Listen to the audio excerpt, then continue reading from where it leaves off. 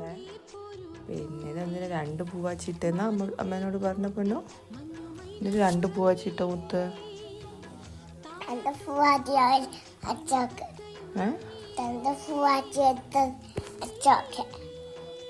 ചോക്കേനാ എന്തിന് 2 പൂവാച്ചിട്ട? 2 പൂവാ.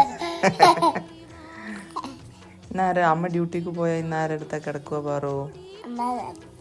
അമ്മ ഡ്യൂട്ടിക്ക് പോവല്ലേ ഇന്നിപ്പോ? ആ അപ്പ ആരടുത്താ കിടക്കുക? അമ്മമ്മൻ്റെ അടുത്താ. ചേച്ചിന്റെ അടുത്ത് കിടക്കൂല? കിടക്കുക. പപ്പൻ്റെ അടുത്തോ? കിടക്കുവാ.